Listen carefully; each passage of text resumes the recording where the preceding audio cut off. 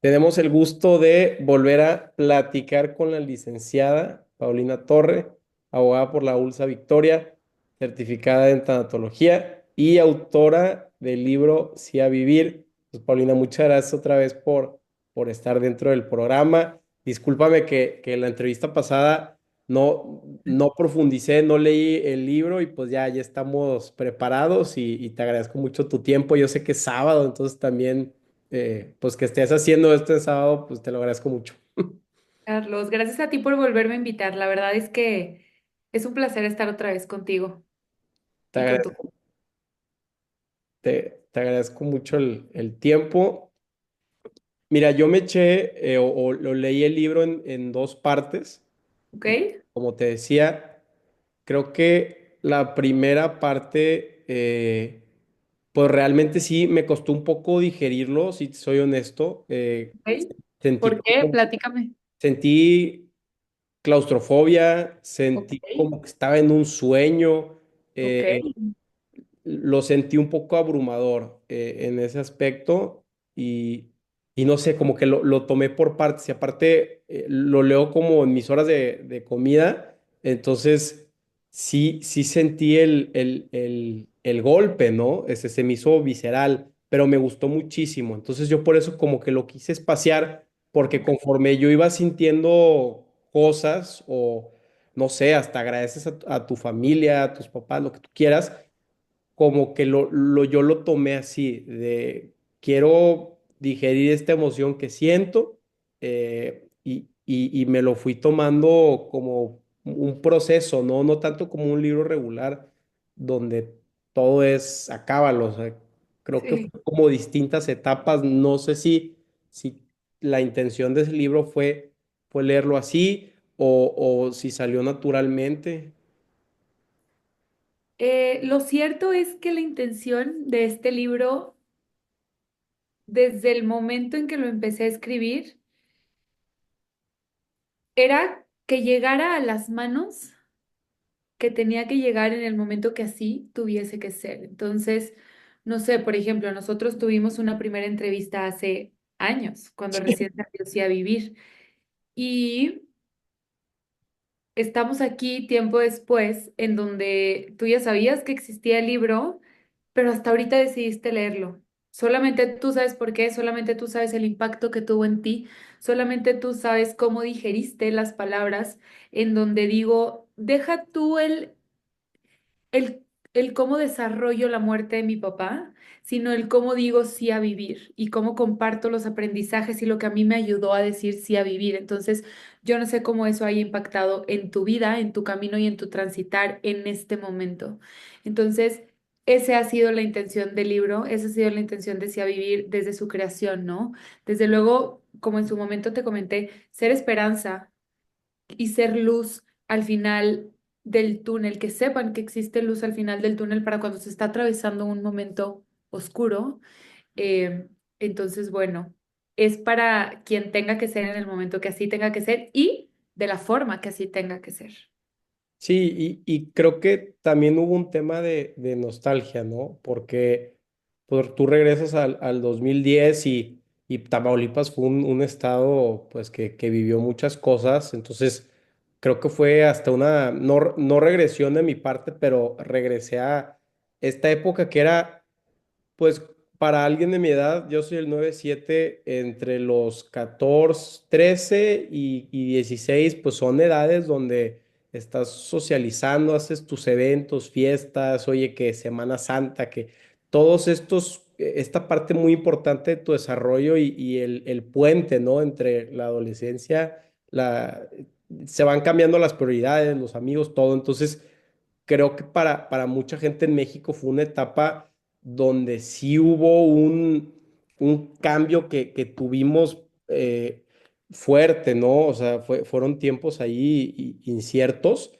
el tema de seguridad. Entonces, creo que también por eso me regresó un poquito a mi adolescencia, ¿no? De, oye, ¿dónde estaba yo en el 2010? ¿Qué estaba haciendo? Pues es también como aceptarlo lo que pasó y, y pues dejarlo ir, ¿no? Porque Aparte, sí. no te lo tomas o... no son cosas que tú regresas y quieres volver a vivir o a pensar, ¿no? Entonces, como que digerir esos momentos, como tú dijiste en el libro, pues es importante enfrentarlos y pensarlos otra vez, ¿no? O sea, por más que quieras, Claro. se te olvida.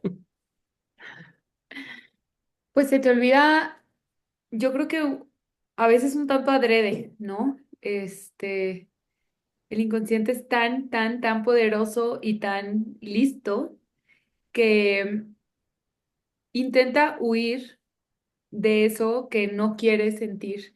Y eso es algo muy importante también que menciono justo en mi libro, que fue una etapa por la que yo pasé, ¿no?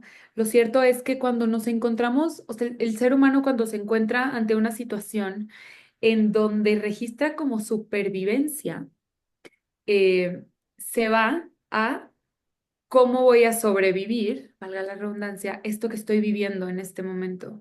Entonces, toda vez que está más preocupado en cómo voy a sobrevivir y cómo le voy a hacer para seguir en esta vida ante esta situación que estoy viviendo, ante este peligro, se bloquea lo que estás viviendo en el momento, ¿no?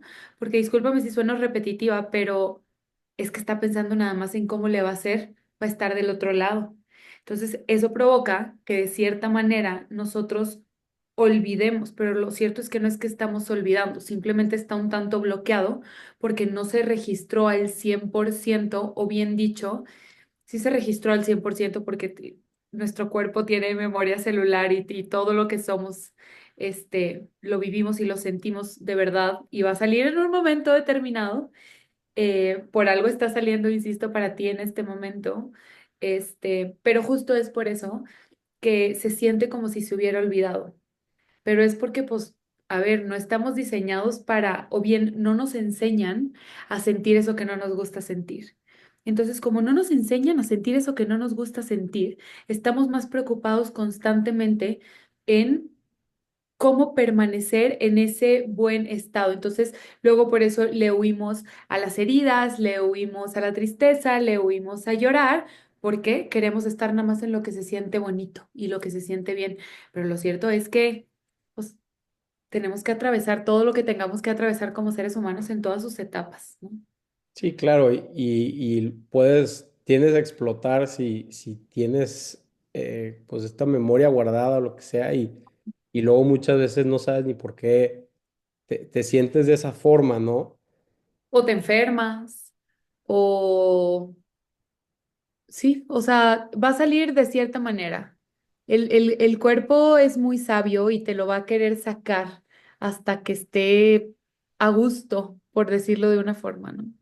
Sí, y más ahorita se ha normalizado el entender tus emociones desde Ay, libros. gracias a Dios, sí. Desde libros más iniciales que los de inteligencia emocional, que es básicamente cómo aplazar tu sentido de satisfacción por un beneficio largo, hasta todos estos libros de Joe Dispenza y, sabes, que se han Sí, vuelto populares por alguna razón, ¿no? Porque pues, la gente quiere entender por qué siente lo que siente y son mecanismos que tú te puedes ayudar para mejorarte como persona, ¿no?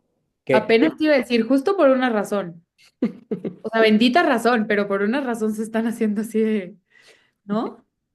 pues, creo que nuestras generaciones ya están un poco más letrados Y en el tema. en el tema. Digo, no sé si tú lo hayas o lo notes, ¿no? Que ya es más común que la gente hable de todo tipo desde neuroprogramación lingüística, que es como autococowachearte ciertas cosas o personalidades que quieres tener, hasta cómo no enfocarte tanto en tu pasado. No sé, hay muchas formas, pero también como no soy psicólogo, no, no me siento que tengo nada más la versión pop. La versión pop. Justo conozco a un psicólogo que se dice psicólogo pop y está muy padre porque tiene este léxico muy jovial para explicar justo esto que estás mencionando, como que a veces no entendemos. Eh, yo creo que hay de todo, ¿no?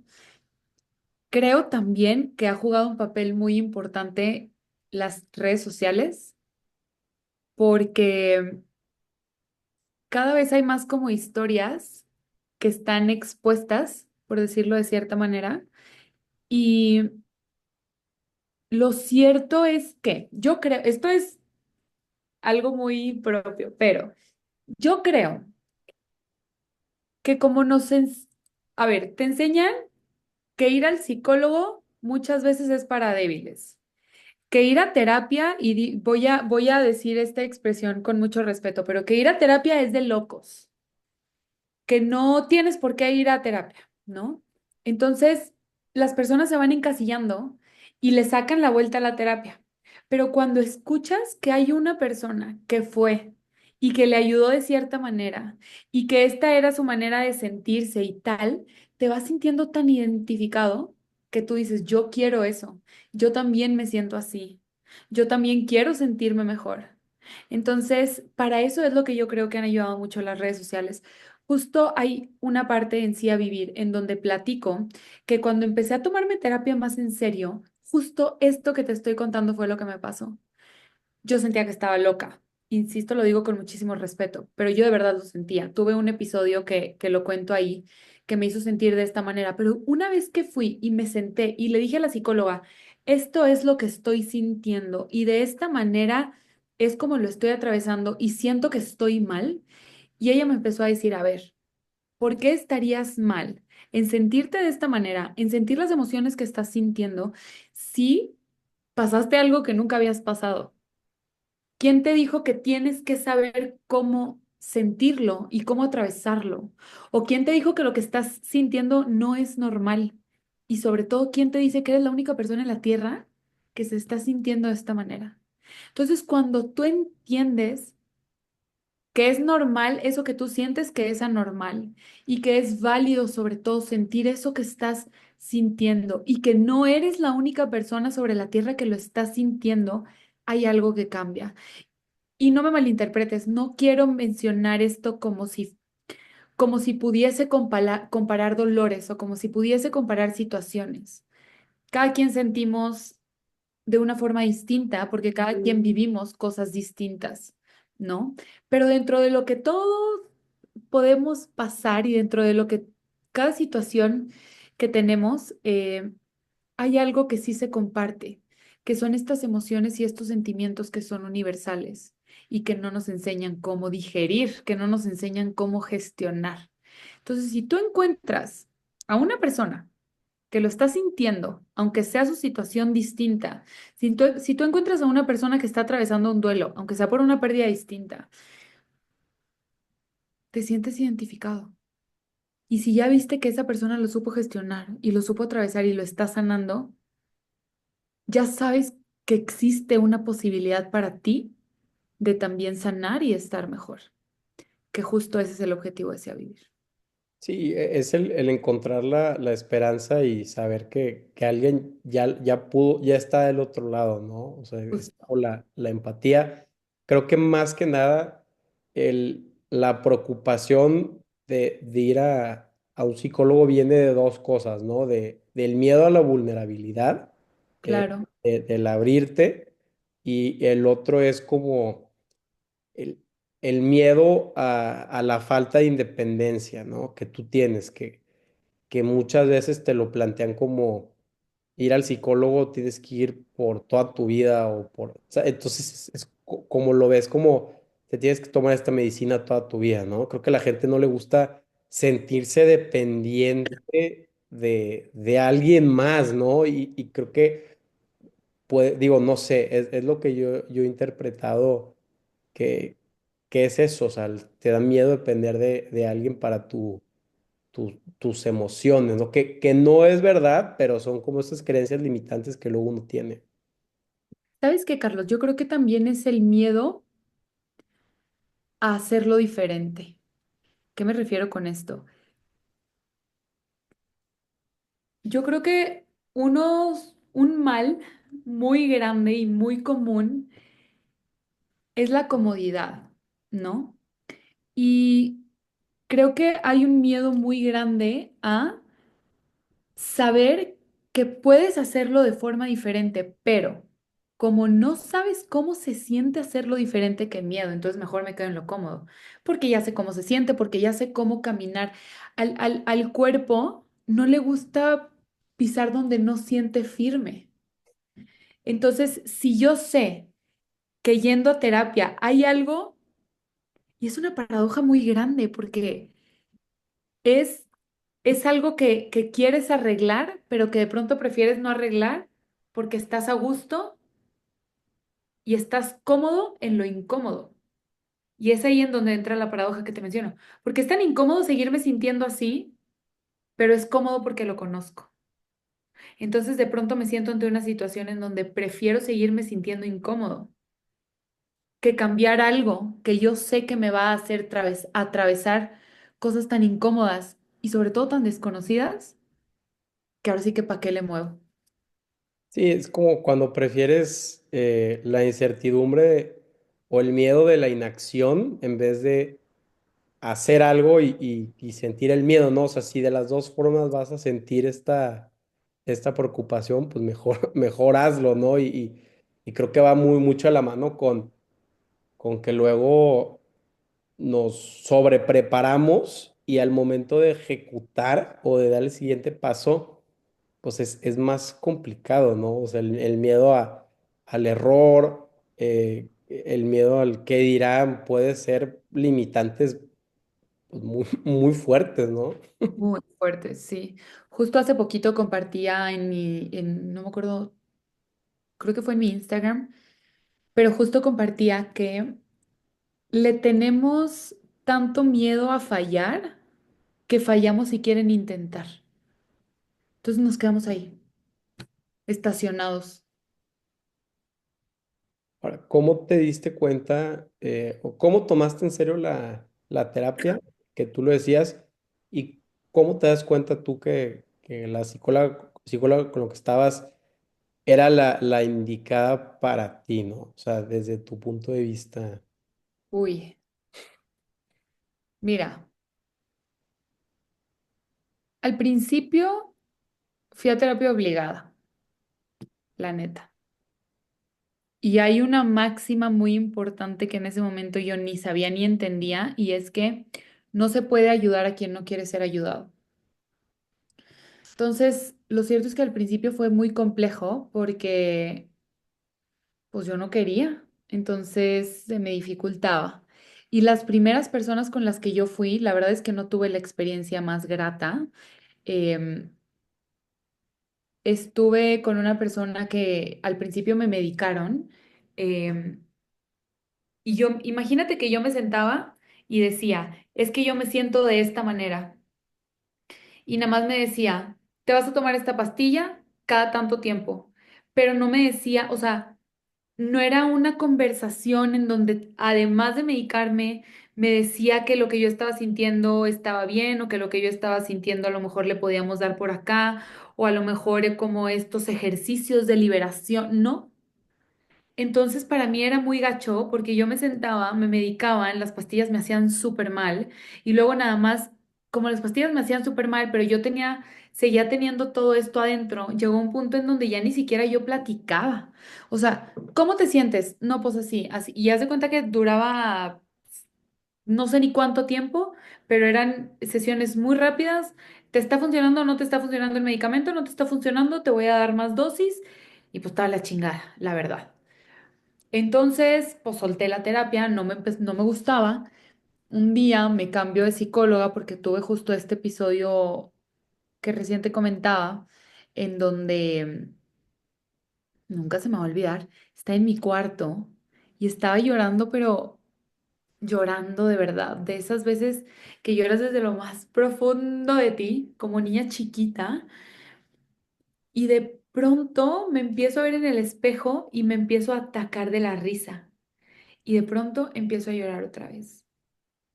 Y como que me empiezo a captar en esta dinámica, me empiezo a cachar en esta dinámica en donde yo decía, me estoy riendo, pero estoy llorando, ¿qué fregados me está, o sea, qué está pasando? Y ahí fue cuando dije, a lo mejor, y digo esto con mucho respeto y desde la ignorancia que en ese momento tenía, pero me dije a mí misma, a lo mejor soy bipolar. Entonces me empecé a preocupar más. Entonces ahí voy otra vez al psicólogo y justo le contaba, ¿no? A la psicóloga como, oye, me acaba de pasar esto. Y la psicóloga como, no creo que seas bipolar, estás atravesando por un duelo muy fuerte, acaban de matar a tu papá, este, ¿qué te puedo decir, no? Hay muchas cosas que son normales, pero que no tienes ni idea porque pues no lo había sentido antes, ¿no? Entonces ahí un ratito empiezo a tomar la terapia más en serio y después lo solté. ¿Por qué la solté? Justo por lo que te acabo de mencionar, porque la neta, hay heridas que duelen un chingo Sí, y le quieres sacar la vuelta porque seguir hablando de lo mismo y seguir diciendo lo mismo porque a lo mejor no tienes la entera disposición por demasiadas cosas, o sea, hay muchas cosas que pueden entrar en la jugada al momento de tú no querer seguir una terapia y todo esto lo explico de verdad súper detalladamente en mi libro, pero puede ser por muchas cosas, ¿no? Una que yo te puedo platicar es porque muy en el fondo, y esto me di cuenta muchos años después, pero muy en el fondo yo no quería sanar la muerte de mi papá porque de cierta manera mi duelo era lo único que me seguía atando a mi papá.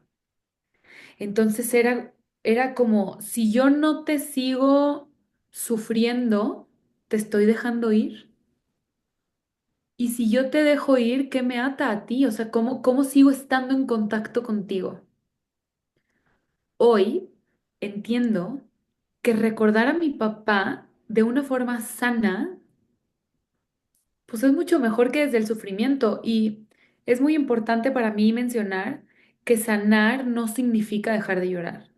Que sanar no significa que ya no le extrañas. Claro que lo extraño. Todos los días de mi vida lo extraño. Pasa algo en mi vida y pienso en cómo le voy a contar y qué me diría él. Tengo un éxito y le digo y pienso en que yo quisiera que me estuviera viendo ser esta abogada exitosa. Hoy saco una nueva línea y yo quisiera que me estuviera viendo, ¿sabes? Y lloro, pero ya no lloras desde este rencor que a mí la verdad me carcomía, en donde, ¿por qué chingados tuvieron que matar a mi papá si él era una persona buena? Y por muchos años este rencor no me dejaba ni siquiera existir, o sea, yo pensaba en mi papá Carlos y era retorcerme en el estómago y enojarme tanto que me truncaba la vida. Y yo sé que se dice muy fácil y ahorita es de estar pensando, no, pues, wow, que puedo dejar ese rencor atrás. No, a ver, me ha costado años, años. Y de pronto me vuelvo a enojar. Este año mi papá cumple 15 años. sí. ¡Hala! 15 años, son muchos. Sí, sí. Este año se cumplen 15 años de que mataron a mi papá. Y son 15 años que, si yo te vuelvo a contar ahorita que hace 15 años bajaron de una camioneta a mi papá, le pegaron, lo hincaron y lo rafaguearon, pues tú crees que no me va a doler, tú crees que no me enoja, obviamente me enoja, pero sé que estoy bien, ya no sobrevivo de ese rencor. ¿Me enojo? Sí, sí me enojo. Pues claro que me voy a enojar, y más porque ni siquiera tenemos justicia, pero es un rencor distinto, es no un rencor distinto, es una manera de recordarlo distinto. Y existe una gran diferencia entre que puedas transformar tu enojo en impulso para hacer otras cosas, a que tu enojo se convierta en rencor y ese rencor te trunque la vida. Y cuando comprendemos esto y cuando podemos resignificar una pérdida, es ahí cuando sabemos que estamos del otro lado del duelo. Cuando ya puedes tener una vida funcional después de una pérdida, es cuando sabemos que hemos sanado. O que al menos estamos en el camino, porque nunca terminamos de sanar, ¿no? O sea, sí, sí entiendo o quiero pensar que pues esta conexión del dolor que sufriste con la pérdida de tu papá fue como que lo que todavía te mantenía pues sintiéndolo, ¿no? Entonces fue es muy difícil dejar ir este sentimiento. ¿Tú crees que tuviste pues varios duelos en el sentido que pues, fue un duelo el dejar de sentir este como rencor, el como dejar ir pues este dolor que se podía traducir en rencor o cómo encuentras esta catarsis, ¿no? Que hablas en el libro? ¿Cómo le das la vuelta a este dolor para transformarlo en algo que, que te va a beneficiar, ¿no? O sea, este cambio.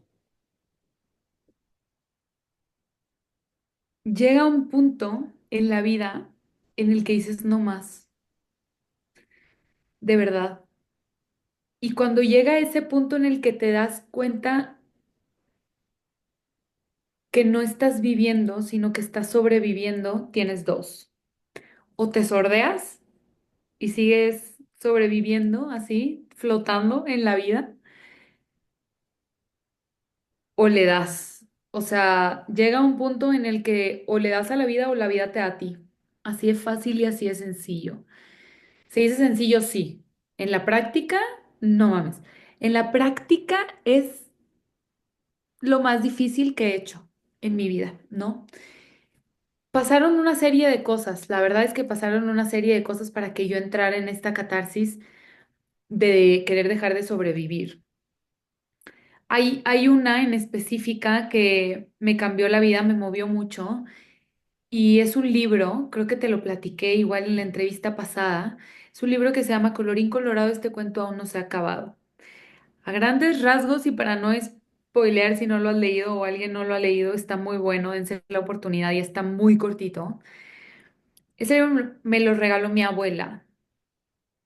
Y la tercera vez que lo leí, me identifiqué tanto y la tercera vez que lo leí justo fue después de ir a Misiones. En Misiones tuve un encuentro muy significativo para mí, porque justo ahí me di cuenta que estaba viviendo a través de este dolor y de este rencor. ¿Y por qué me di cuenta? Estaba acompañando a Jesús en su crucifixión. Y cuando está cargando Jesús la cruz y le están pegando, hay, hay una, hay una parábola, ¿se dice parábola? Pues sí, sí. ¿Sí? Que dice, cuando le están pegando a Jesús, Jesús le dice a su papá, a Dios, perdónales, Padre, porque no saben lo que han hecho. Entonces, cuando yo capto que Jesús dice eso y yo estoy acompañando a Jesús, me enojo tanto, pero tanto no te puedo explicar qué tanto, donde yo decía, ¿cómo fregados? Jesús está diciendo, perdónales, Padre, porque no saben lo que han hecho, si literalmente lo están golpeando hasta morir. Y él no ha hecho nada más que hacerle bien al mundo. Aquí, sin ánimos de meterme en cuestiones religiosas y católicas, veámoslo como historia, si tú quieres, No, ¿no? no, si quieres ser católico, sin tema. Este es algo histórico, ¿no? En donde a un personaje lo están golpeando hasta morir y él no ha hecho nada más que ser una persona buena. Entonces, en ese momento me remonto a mi papá y yo digo, ¿por qué de una manera tan cruel, tan vil, tan cobarde, mataron a mi papá de esa manera? O sea, ¿en qué momento? Y además, me di cuenta que estaba tan enojada con Dios, porque yo decía, ¿cómo tú permitiste que alguien que era tan devoto a ti le hicieran algo tan cruel y tan vil? ¿No? Porque estamos hablando de que una muerte, a ver, una muerte siempre es algo fuerte y es algo duro y nunca estamos preparados para perder al ser que más amas en esta vida, ¿no? Incluso si estamos hablando de una enfermedad en donde de cierta manera, y lo digo con mucho respeto, tienes esta preparación que ya sabes que una persona va a morir y ni siquiera estás nunca lo suficientemente preparado para dejarle ir cuando llegue el momento de su de su partida, ¿no? De su partida en el plano físico. Para mí, de este momento, o sea, de un momento a otro, el ser que más amaba en esta vida, existió una persona que tomó la decisión de instruir a un ejército. Lo vas a interceptar, o sea, imagínate todo esto, lo vas a interceptar, lo vas a bajar de su camioneta, le vas a pegar y después vas a rafaguear a él con los que venga, ¿no? Y no le dispares una vez, dispárale un chingo hasta que te cerciores de que no tenga vida. Entonces, en ese momento, yo digo, ¿por? ¿Y por qué tú lo permites? Y estando hincada, dándome cuenta de esto que te estoy haciendo mención, entro o empiezo a entrar en este momento de catarsis, pero más que nada empiezo a reconocer que estaba en un punto de mucho dolor y de mucho rencor que no me estaba permitiendo tener claridad de lo que estaba sintiendo, que no me estaba permitiendo tener claridad de cómo yo podía ir más allá, o de que estaba viviendo, sobreviviendo y no viviendo. Empecé a tener claridad de un chorro de cosas, pues no sé, imagínate el momento que te estoy platicando, ¿no? Entonces, cuando regreso de misiones y ya con otro mindset, con otra visión de mi vida y de mi duelo y de mi relación con mi papá y de mi relación con Dios y de mi relación con el mundo en general, este libro habla sobre una princesa que estaba en un castillo. Y existe el dragón del miedo y existen muchos personajes que al final del libro te hacen notar que esta princesa se mantenía ella misma en el castillo sin poder salir y que ella tenía la posibilidad de dominar al dragón del miedo y que ella tenía la posibilidad de abrir la puerta y que ella tenía la posibilidad de atravesar el sendero y que ella tenía la posibilidad de un chorro de cosas. Entonces, en esta tercera ocasión, después de haber tenido este aha moment tan fuerte en Misiones, dije, es que yo soy esa princesa dentro del castillo. Yo soy la persona que me tengo a mí misma encerrada. Yo soy la que no me he permitido vivir después de esto. Porque sí ya me pasó y está de la chingada lo que me pasó. Pero ¿y luego? ¿Me voy a, me voy a quedar así? Por algo me quedé yo en la vida, porque yo me iba a subir en la camioneta con mi papá ese día. Por algo yo sigo aquí. Entonces, ¿cómo voy a aprovechar que sigo aquí? Porque de verdad es muy fácil quedarnos como víctimas de lo que la vida nos arroja, pero revictimizarnos tanto hace que de verdad sigas, o sea, que sigas sufriendo. Entonces, nosotros tenemos la oportunidad de no convertirnos en lo que nos pasó, sino de convertirnos en lo que tenemos la oportunidad de ser después de lo que ya nos pasó. Porque sí, está de la chingada, mataron a mi papá de la manera más cruel, pero ¿y luego? Sí, está de la fregada lo que me pasó con el psiquiatra y cómo me medicaron y cómo me fue de mal con las pastillas, pero ¿y luego? Sí, está de la fregada que me tuve que mudar de ciudad muchas veces, que me tuve que mover de estado, incluso de país, pero ¿y luego? ¿Qué? Ya lo pasé, ya lo atravesé, ya lo viví. ¿En qué me quiero convertir después de todo eso? ¿No? Pero lo más importante aquí es tener la valentía de poder reconocer que solo tú y nadie más que tú tienes la oportunidad de salvarte. Sí, a través de personas, a través de situaciones, y por esto me refiero a través de psicólogos, a través de terapia. A ver, yo he tenido bueno, no todas las terapias que existen en el mundo, pero sí una variedad cañona. Terapia psicológica, terapia psiquiátrica, terapia de ángeles, terapia de constelación, terapia de muchas cosas.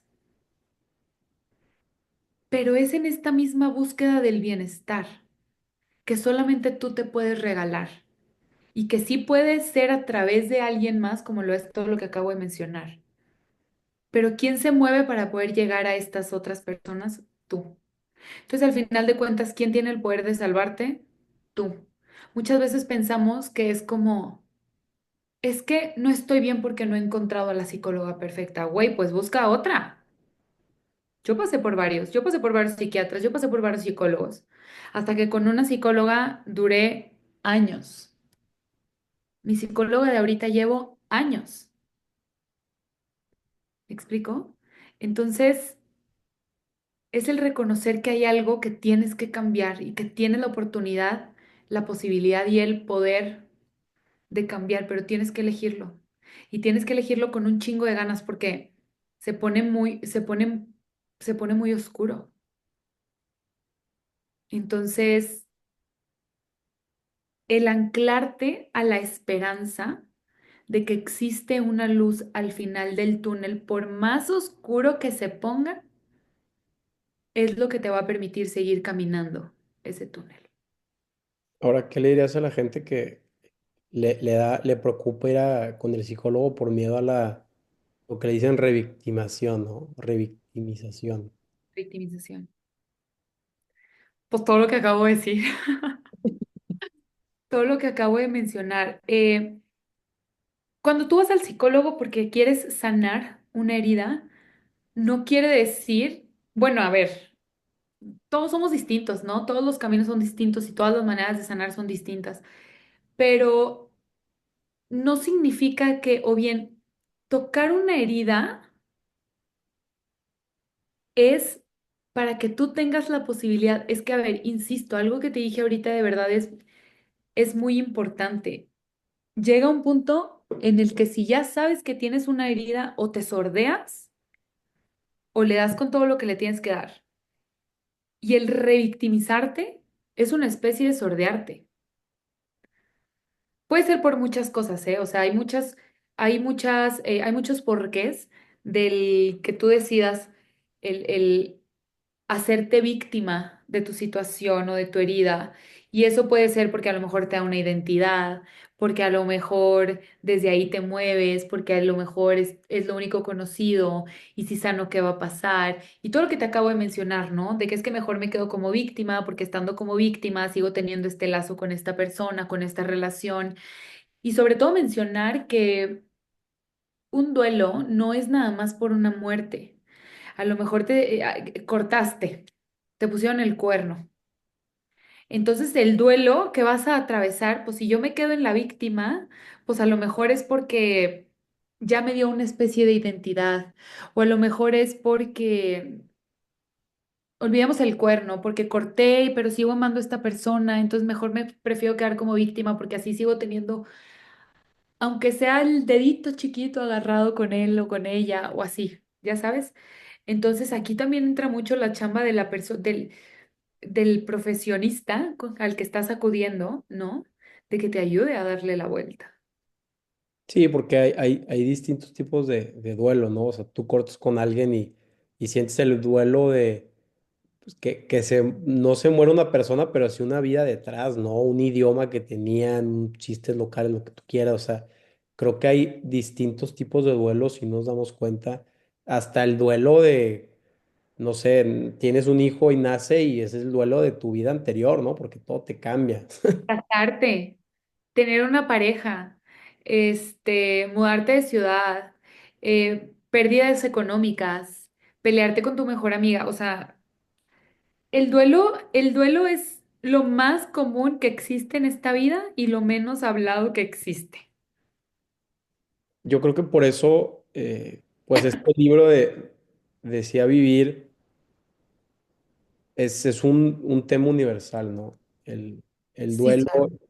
eh, creo que es un proceso el que nos explicas de cómo llegas a la catarsis y en tu caso particular, obviamente fue dolorosísimo, pero pues mucha gente lo puede traducir para otras experiencias que ha tenido, ¿no? Porque pues obviamente todos hemos batallado con algo y no sé, o sea, ¿tú crees que es más difícil el, pues decirle que sí a vivir o sea, ¿crees que es más difícil aprender a vivir o perdonar?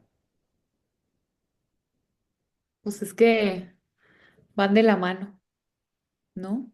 Porque decir sí a vivir conlleva sanar o entrar en este camino de sanación.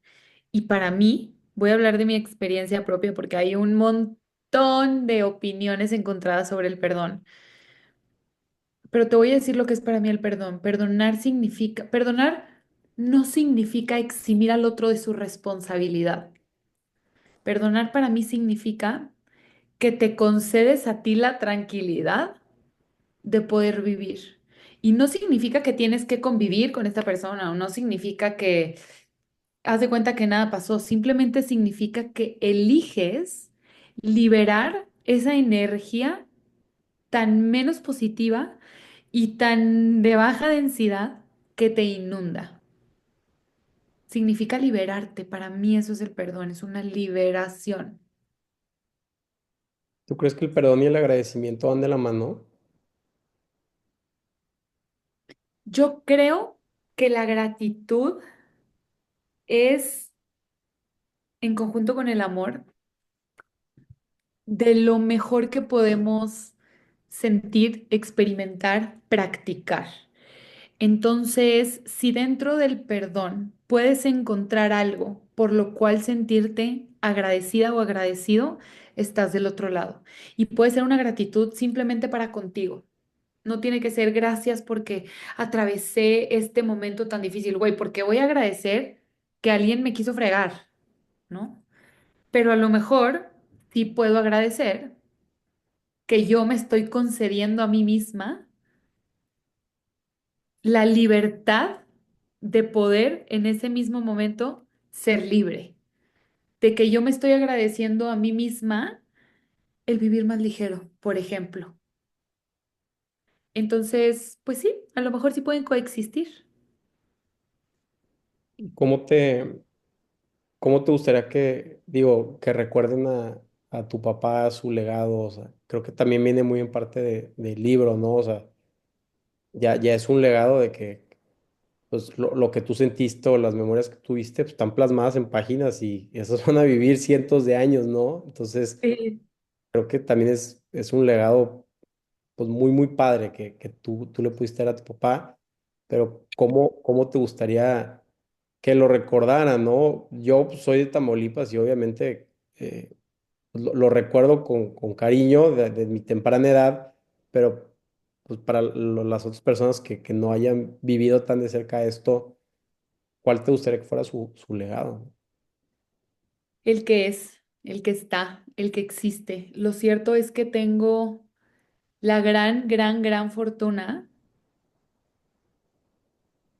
de que voy a donde voy, cada rincón que piso, y alguien sabe que mi papá era mi papá, y ver cómo se les llena la boca de nada más que cosas positivas, ese es el mejor legado. Haberlo tenido de maestro es el mejor legado. Que vaya a donde vaya, alguien tiene cosas positivas que decir, es el mejor legado. Desde luego está padre que existan hospitales, escuelas, calles que tienen su nombre, porque fue un ser maravilloso y porque fue un ser que, pues ahora sí que literalmente dio todo su esfuerzo y más por Tamaulipas. Qué padre y qué bonito. Pero el mejor legado es, aunado a todo lo que acabo de mencionar, el cómo nos vivimos en familia, el cómo nos vivimos mis hermanos y yo, mi mamá, la vida que tenemos, el camino que tenemos, la educación que nos dio, la preparación que nos dejó, las enseñanzas que nos compartió. Ese es un gran, gran, gran legado. Y para con Tamaulipas y mucha gente que no es de Tamaulipas, porque de verdad se me llena la boca de orgullo de decir que del estado que tú me preguntes he conocido a alguien y lo recuerdan con cariño siempre hay una anécdota buena que decirme de él. Tu papá me dijo que esto, tu papá me contó que esto, yo me acuerdo de tu papá haciendo esto y ese es el mejor legado.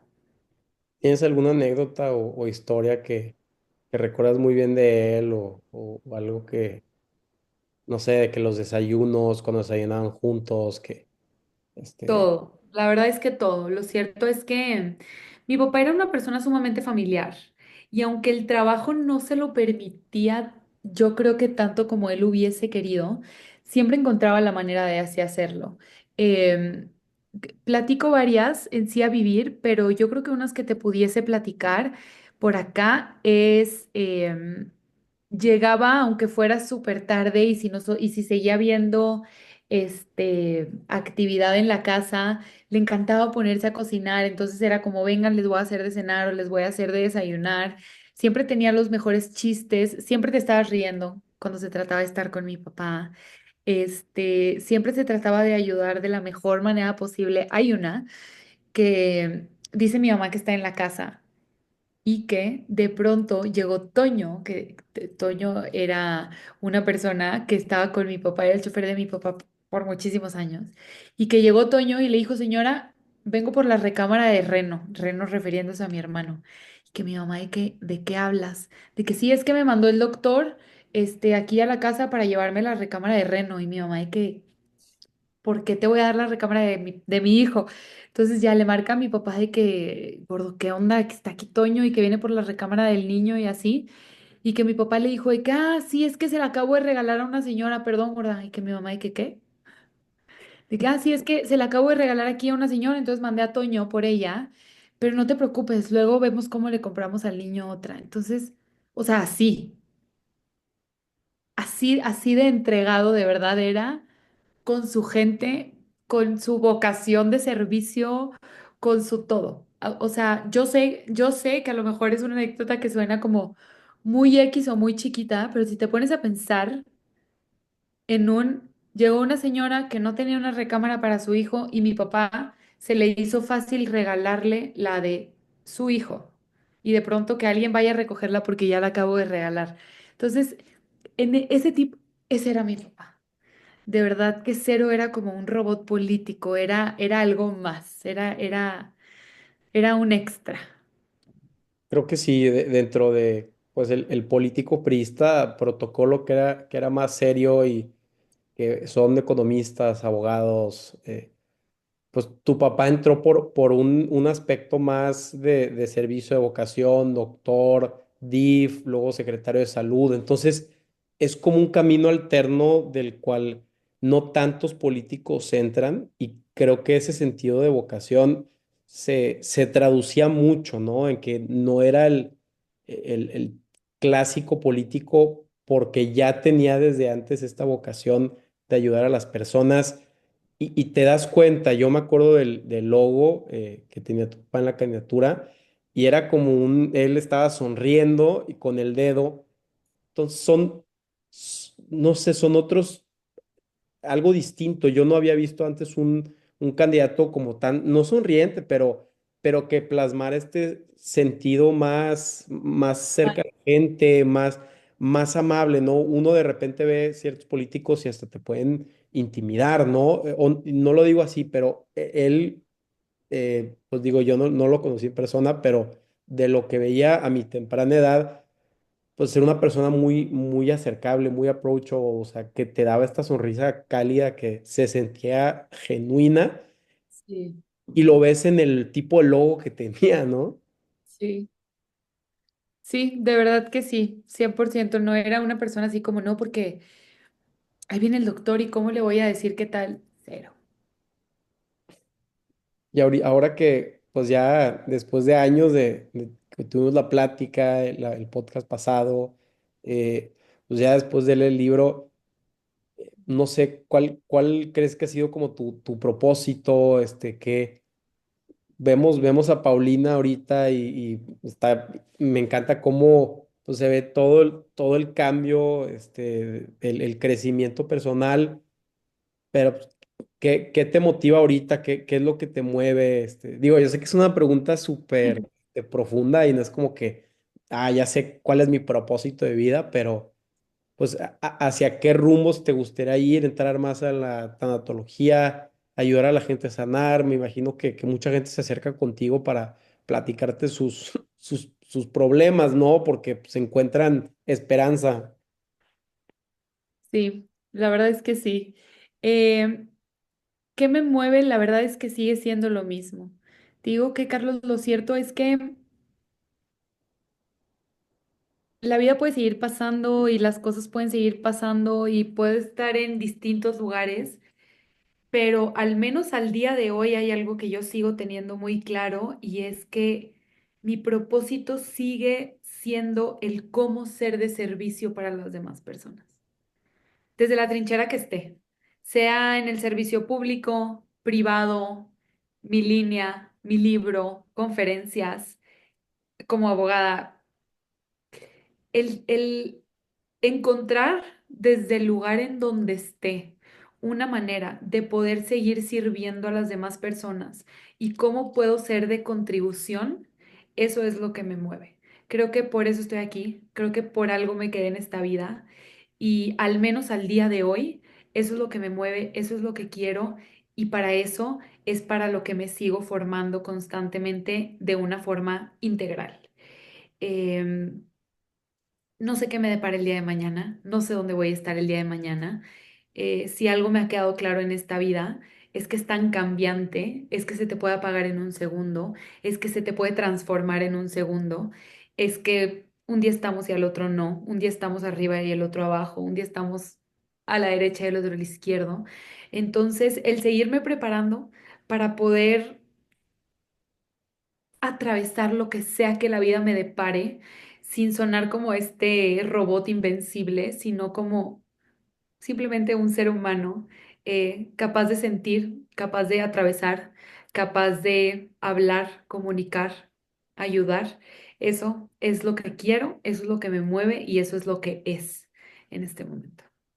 Ahora con tus conferencias, platicar con gente, estuviste muy metida en el mundo con emprendedores, apoyándolos con el tema legal. ¿Cómo ves a la gente joven? ¿Cómo te gustaría ver a México en un futuro? O sea, tú que tienes esta óptica, pues desde las trincheras, ¿cómo te gustaría ver este país? Evolucionando, en constante transformación. Lo cierto es que creo que el país ha sufrido mucho, ha atravesado mucho y creo también que siempre estamos a tiempo de hacerlo diferente porque todo en esta vida siempre es perfectible, ¿no? Entonces, siempre podemos ser como seres humanos igual, mejor y mejor, ¿no? Entonces, me encantaría que cada persona supiéramos cómo podemos contribuir a la sociedad de la que somos parte, empezando por uno mismo. Ahí, de ahí es de donde parte absolutamente todo. Porque si nosotros nos ocupamos primero de nosotros y somos mejores personas nosotros, podemos ser de mayor contribución al colectivo. Y empieza desde un lugar cercano y después es the ripple effect y después va impactando en las demás personas, ¿no? Entonces, pues la verdad es que como adultos o adultos mayores también, es un poco más complejo cambiar lo que tienes muchos años viviendo igual, ¿no? Y me refiero a la forma de pensar, usos, costumbres, creencias limitantes, creencias expansivas y demás. Entonces, para los jóvenes es el estar más despiertos, es el que sepamos todo lo que acabo de decir, que sepamos que podemos contribuir muchísimo más de lo que pensamos si primero empezamos por nosotros. Sí, el hombre en el espejo, ¿no? O sea, verte al espejo y realmente tocarte esa herida que puede ser muy difícil, pero creo que en el libro también lo plasmas que es un proceso y, y digo, desde mi punto de vista, creo que esa es la intención, ¿no? Mejor como persona todos los días y pues bueno, también saber que hay esperanza, que toda la historia que nos cuentas es para un propósito mayor a ti, ayudar a las personas y te agradezco muchísimo, Paulina, que te tomes el espacio de platicar, de contarnos tu historia, pues obviamente por más difícil que es, complicado y que sea como algún tipo de apoyo a las personas que nos estén escuchando de que hay luz del otro lado, ¿no? Gracias a ti por volverme a invitar. Sirva este momento y estas palabras para, pues para recordar también a mí, recordarme a mí todo lo que he sido, todo lo que he atravesado, este, en lo que me he convertido porque me ha costado y que siempre, siempre, siempre, siempre sea para servir de ejemplo de que siempre se puede volver a vivir después de haber atravesado mucho dolor, sea cual sea la situación que estén atravesando cada persona. Yo creo que esa es la lección y te agradezco mucho, pues Gracias a que ti. escribas el libro también, porque yo sé que escribir algo así, plasmarlo y exponerlo al mundo, pues quieras o no, sí da miedo, ¿no? Entonces, que, que seas vulnerable para las demás personas y yo lo tomo así como una lección, para Gracias. seguir creciendo. Entonces, te agradezco muchísimo. Yo sé que en el espacio donde estés, ya sea iniciativa pública o privada, vas a hacer el cambio. Y pues bueno, ya sabes que el espacio está abierto aquí para cuando gustes. Gracias. Muchísimas gracias, Carlos, otra vez por tenerme y nos vemos pronto. Ahora, ¿dónde el libro, dónde lo pueden encontrar? Yo sé que en tu página está sold out, pero el ebook está en Amazon, también lo pueden comprar ahí. Eh, no sé si Pues está por audio en mi página de internet, que es paulinatorre.com. El libro físico, no sé si va a haber más. Justo es algo en lo que estoy analizando, pero por ahora esas es las maneras en que lo pueden conseguir. perfecto. ¿Dónde te pueden encontrar? La gente que quiera, pues, no sé, escucharte más de ti o saber más de ti o lo que sea. A través de mis redes sociales, que es en todas igual, Paulina Torre DLG. En Instagram, en todo, en Facebook, TikTok. Va. Pues muchas gracias, Paulina. Estamos a la orden Gracias a y ti. pues bueno, que tengas un excelente día. Tú también. Bye.